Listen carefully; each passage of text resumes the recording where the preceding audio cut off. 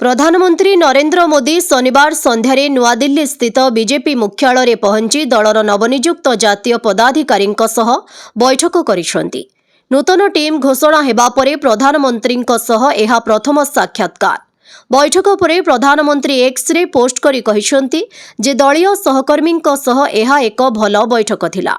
एभली बैठक दल को आहुरी सुदृढ़ करने सह जनसाधारण अधिक प्रभावशाली जोगाजोग स्थापन पई चिंतन और आलोचनार मंच प्रदान करे बोली से उल्लेख करिसेंती। एहा पूर्वरु शनिवार सकाळे नवनियुक्त जातीय पदाधिकारी माने बीजेपी सभापति नितिन नवीन सह मध्य बैठक करथिले। अगस्ट 17 रे बीजेपी नूतन जातीय टीम घोषणा करा जायथिला। 65 जणिया टीम रे राम माधव को उपाध्यक्ष एवं स्मृति ईरानी को साधारण संपादक भावे सामिल करा जायछि। बैठक में युवपीढ़ी विशेषकर जेनेरेशन जेड सह जोगाजोग बढ़ाइबा नै आलोचना होइथिबा जणा पड़िछि। एथिपाई दलीय नेतामानंकु विभिन्न विश्वविद्यालय और उच्च शिक्षानुष्ठान को पठाई छात्र छात्री सह सीधा सड़क आलोचना कराजिबा उपरे गुरुत्व दिया जायछि। केंद्र सरकार पक्षरु मध्य यूनिवर्सिटी आउटरीच कार्यक्रम माध्यम कॉलेज और विश्वविद्यालय छात्र छात्री सह सीधा सड़क जोगाजोग करने योजना रही।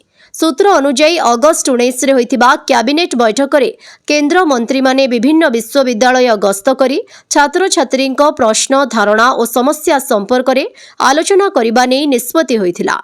एथिसह मंत्री मानक सोशल मीडिया पोस्ट पहुंच नहीं मध्य बैठक में आलोचना होइथिला। विशेषकर युवपीढ़ी पाखरे सरकार कार्यक्रम और वार्ता पहुंचाइबा पई डिजिटल माध्यम अधिक सक्रिय हेबा उपरे जोर दिया जायछि।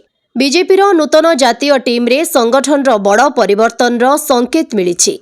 65 जणिया टीम रे 14 जन पुराणा पदाधिकारी को बजाय रखा जायथिबा बेले 51 जन नुआ मुहं को सामिल करा जायछि। अर्थात नूतन टीम प्राय 78.5% सदस्य नुआ।